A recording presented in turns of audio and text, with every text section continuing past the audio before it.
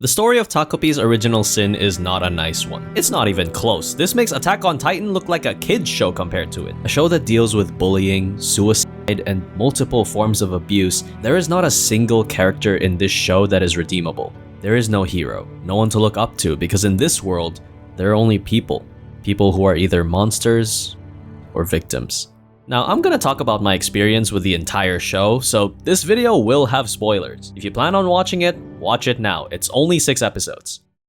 The story begins with our main character, Shizuka, who meets a peculiar-looking alien shaped like an octopus whom she names Takopi. Takopi was sent to Earth with a simple mission: to spread joy and happiness. A quite fortuitous encounter considering he now stands face to face with a person completely devoid of such. And one look at her tells you everything you need to know. The ragged clothes, the maliciously defaced backpack, and if that wasn't enough, then maybe the sound of giggling girls proudly boasting the fact that they did all of this would hammer home the idea clearly.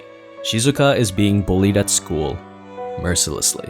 Now, I was quick to take Shizuka's side, as I'm sure a lot of people did at the start, because much like Takopi, we were witnessing Marina's brutality for the first time. The only difference being, I'm not fucking stupid like Takopi. I know abuse when I see it, and that trying to resolve surface level problems like answering homework and eating her stale lunch without addressing the root cause will only grow even deadlier thorns. I initially chalked Marina's actions up to senseless violence because they were, especially at this point in the story. If it isn't destroying Shizuka's homework, it's forcing her to eat stale bread. If it isn't writing "kill yourself" on her desk and backpack, it's throwing that backpack away or shoving it in the trash. And on the very worst days, the ones that have Shizuka shaking in fear in the bathroom stall, it's physical torture.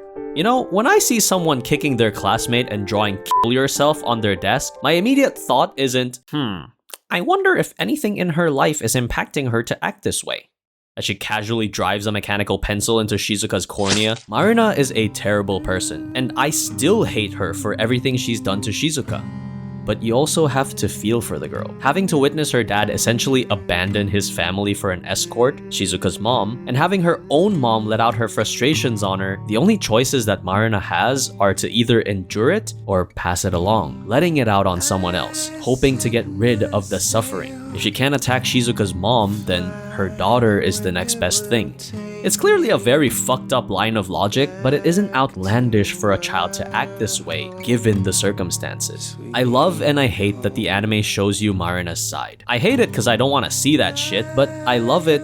Okay, love is the wrong word, I sound like a weirdo. I appreciate it because it sheds light on how cyclical abusive relationships are, and more often than not, it starts at home. By painting Marina as not just a perpetrator but also a victim, it removes the comfort of picking a side, to choose a good guy and a bad guy, and forces you to look at the bigger picture. That it's not just one person being outright evil, but a chain of terrible mistakes leading to another. Children are often a reflection of their parents, and in this case, it's the mirror image of it. This isn't to excuse Marina's actions. She still sucks. She literally goes out of her way to get bitten by Shizuka's dog, knowing it would have to be impounded. These were never the actions of a child acting out recklessly, but a calculated decision to destroy every piece of Shizuka. If not physically, then emotionally.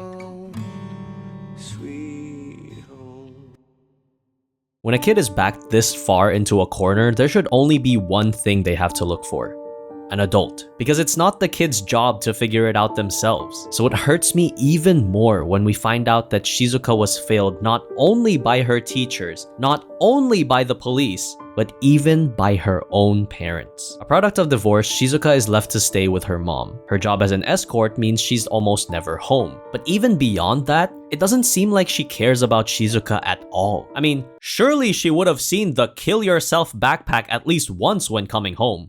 But no, because Shizuka's mom either thinks it's not that big of a deal or believes her own problems are bigger than her child's. When she has the gall to say to her fully beaten, tattered-clothed daughter to spare her any trouble. Now, Shizuka could have gone with her dad, but he lives all the way in Tokyo, and who knows if he even wanted her to begin with, seeing as he rejected her right in front of her face when she went to see him. And they're not the only fuckers in this story. The teachers know what's happening to Shizuka. They just chose not to deal with it. The police can see the mess inside Shizuka's house, They just chose not to see it. Time and time again, the adults in Shizuka's life have failed, neglected, and abandoned her at every opportunity. All she has is her dog Chappie, but even he gets taken away when Marina intentionally provokes him to bite her. And the result? The only thing a 9-year-old can think of when she's left with physically and emotionally nothing.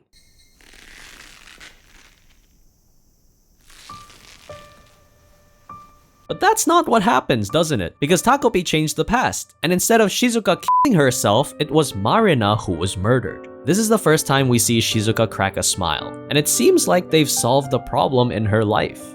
Except they didn't. They only dealt with the surface level, and when the police find Marina's body, Shizuka breaks. She begins manipulating others in ways that drag them down while propelling herself up. We see this when she begs for Azuma's help in hiding the body, unaware of his situation, I'm sure, but knowing he likes her, it works. So she pushes him further, urging him to take the blame when the police find out, and that's when we see the worst of her. She spirals into self-destructive decisions by attempting to kidnap her father's kids, and when that plan fails, she attacks Takopi for failing to help her. She is terrible for this. Now, I'm not trying to beat a person while they're down. I think all Shizuka wants is for someone to rely on, someone to hold her and tell her it's okay. But when those people fail her over and over again, her loneliness becomes so consuming that it blinds her to healthier ways forward. While Marina suffers from her parents' actions, Shizuka suffers from her parents' inactions. Both leave lasting scars that the child has to carry for the rest of their lives.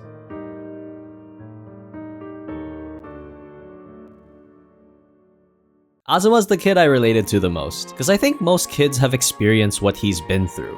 But like, to a normal degree. Azuma got the nightmare trauma version of it. Due to her profession as a doctor, Azuma's mom was very strict on her two boys, demanding nothing short of perfection in their studies since, in her mind, doctors couldn't afford to be imperfect. It's not necessarily evil to have expectations for your kid. My baby's starting Project Mbappe straight out the womb. The problem comes when it's the only thing you care about. I felt a lot of pressure to do well in elementary school. I distinctly remember one time in 3rd grade, I got an 85 on a math test, out of 100, mind you. That's like a B+. And I was devastated, bro. The second I got my paper, I raised my hand to go to the bathroom, called my mom, and started crying. Like, Mom, I'm so sorry. I'm so sorry. She was so confused, like, what happened? What's wrong?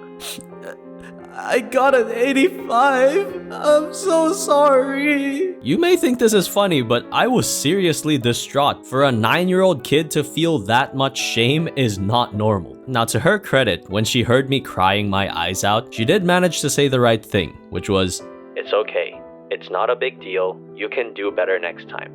Sometimes that's all a kid needs to hear, that it's okay to make mistakes and that you're no less because of it. And that's what I think Azuma lacked. Azuma's mom doesn't see it that way. She exploits her children's need for affection. She does this by making pancakes, but only giving them out if they get a perfect score. His brother got to have them constantly, while Azuma, no matter how close he gets, falls short of being perfect and can only watch as his mom throws the pancakes in the trash, essentially saying, "You're not good enough for these pancakes. You're not worthy of my affection." This type of emotional terrorism is one of the most evil things a parent can do. You know, aside from the last two I mentioned. But it's just as serious, because it leads Azuma down this emotionally depraved spiral, chasing after any semblance of approval or validation, desperate for someone to finally say he's good enough. His mom won't give it to him. His brother is too perfect for him. Only Shizuka is there for him. At least, that's what he thought. As a result, he becomes complicit in the murder of Marina. Deep down, Azuma's not a bad kid, but all that pressure and rejection pushes him into a darker place. Thankfully, he gets pulled out.